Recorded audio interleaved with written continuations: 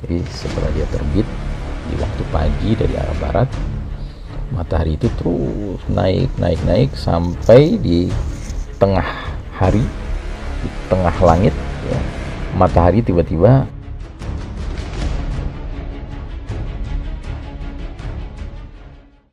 Assalamualaikum warahmatullahi wabarakatuh. Kita membahas tentang tulu syamsi min maghribiha, terbitnya matahari dari tempat terbenamnya. Syekh Mubayyad mengawali pembahasannya tentang tanda besar yang ini dengan mengutip surah Al-Kahfi ayat 98-99. Allah Ta'ala berfirman, ba'da a'udzubillahi minasyaitonir rajim, qala hadha rahmatun min rabbi fa idza jaa wa'du rabbi ja'alahu dakka wa kana wa'du rabbi haqqan wa tarakna ba'dahum yawma idzi yamuju fi ba'd wa nufikha fis suri fajama'nahum jam'a. Dzulqarnain berkata, ini dinding adalah rahmat dari Rabbku, maka apabila sudah datang janji Rabbku, Allah akan menjadikan dinding ini hancur luluh lantak, dan janji Rabbku itu adalah benar. Dan kami biarkan mereka di hari itu bercampur aduk antara satu dengan lain, kemudian ditiup sangkakala, lalu kami kumpulkan mereka itu semuanya. Nah, di sini ada penjelasan Syekh Mubayyad di mana beliau mengatakan dalam ayat ini terkandung isyarat kemunculan Ya'juj wa Ma'juj dan akhir usia dinding penutup yang dibangun oleh Dzulqarnain.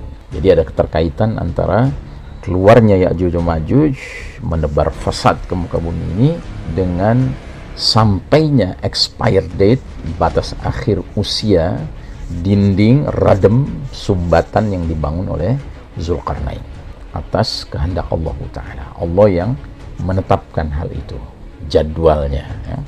Di dalamnya, dalam ayat itu juga terdapat petunjuk berakhirnya dunia sesudah itu. Demikianlah ayat-ayat tadi mengungkapkan bahwa pada hari itu, yakni hari munculnya Ya'juj wa Ma'juj, manusia bercampur aduk sebahagian mereka pada sebagian yang lain dalam perbedaan dan kekacauan sampai tibanya as-sa'ah, terjadinya peristiwa kiamat. Kekacauan hebat ini pasti terjadi sesudah tahun-tahun penuh barokah yang dialami kaum muslimin dalam kelapangan bersama Isa ibnu Maryam alaihissalam. Kondisi kacau ini sepenuhnya benar-benar dimulai sesudah terbitnya matahari dari arah terbenamnya.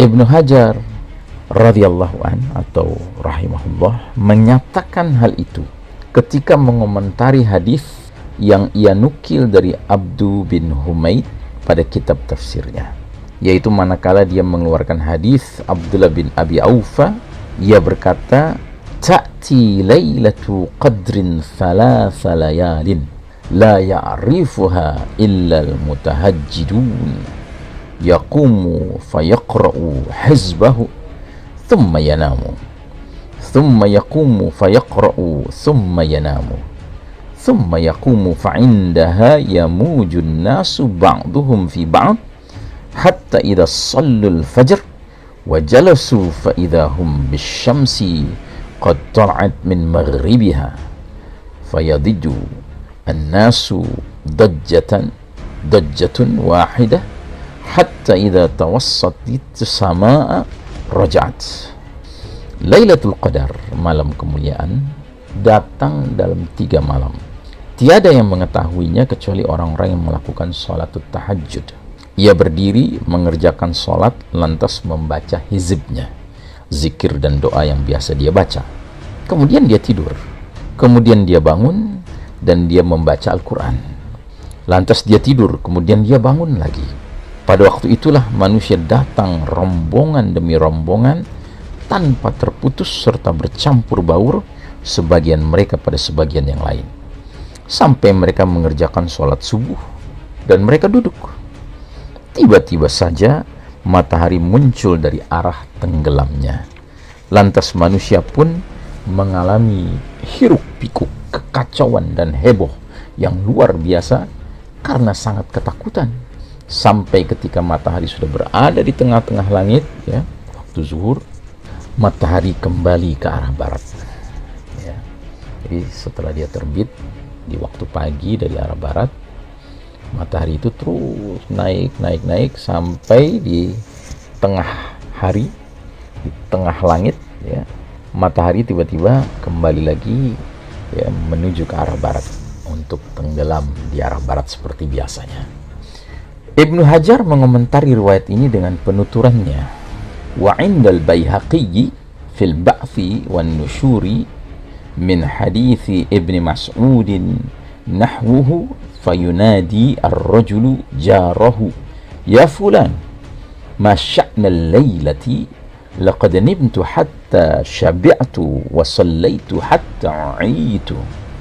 Menurut Al-Baihaqi dalam kitab Al-Ba'th wan Nusyur dari hadis Ibnu Mas'ud radhiyallahu anhu, semisal dengan hadis ini, lantas seorang lelaki berseru memanggil tetangganya, "Hai fulan, bagaimana keadaan malam ini? Sungguh aku tidur hingga aku puas tidur, dan aku mengerjakan sholat hingga aku lelah." Nah, diteruskan penjelasannya oleh Syekh Mubayyad dengan mengatakan, Nu'aim bin Hammad meriwayatkan dari arah yang lain dari Abdullah bin Amr radhiyallahu anhuma, la talabbathuna ba'da Ya'juj wa Ma'juj illa qalilah hatta tatlu'a asy-syamsu min maghribiha fayaqulu man la khalaqa lah ma nubali idza radda Allahu daw'ahu 'alaina min haitsu ma tala'at min masyriqiha aw maghribiha. Qala fayasma'una nidaan minas sama' ya ayyuhalladzina amanu qad qubila minkum imanukum wa rufi'a ankumul 'amal wa ya ayyuhalladzina kafaru qad ughliqa ankum abwabut taubah wa jaffatil aqlamu wa tuwiyati as-suhuf. Kalian tidak hidup sesudah Ya'juj wa Ma'juj kecuali sebentar saja, sampai matahari terbit dari arah tenggelamnya dari barat. Lantas orang yang tidak mempunyai bagian kebaikan di akhirat berkata, kami tidak peduli apabila Allah mengembalikan cahayanya kepada kami dari arah mana saja dia terbit, baik dari tempat terbitnya yaitu timur maupun dari arah tenggelamnya yaitu barat. Abdullah bin Amr radhiyallahu anhu berkata, lantas mereka mendengar seruan dari langit, wahai orang-orang beriman, sungguh telah diterima dari diri kalian, dan wahai orang-orang kafir, sungguh telah ditutup pintu-pintu taubat. Pena pencatat amal telah dikeringkan, dan lembaran catatan amal telah digulung, dilipat. Pada kitab Al-Azamah juga termaktub hadis panjang yang mengisyaratkan keadaan yang sangat mengerikan dan kekacauan yang menimpa manusia disebabkan oleh tertundanya matahari terbit.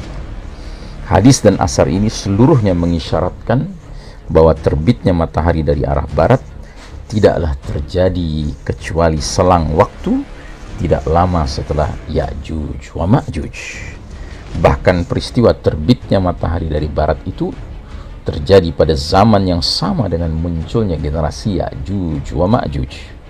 Sesudah itu, orang-orang beriman tetap kukuh di atas keimanan mereka, dan kekafiran tetap disematkan atas orang-orang kafir, sehingga tidak diterima taubat ataupun amal soleh seorang pun di antara mereka sesudah munculnya matahari dari barat tersebut. Demikian bahasan kita kali ini. Wassallallahu ala nabiyyina Muhammadin wa ala alihi wa sahbihi wa sallim tasliman. Walhamdulillahi rabbil alamin. Wassalamualaikum warahmatullahi wabarakatuh.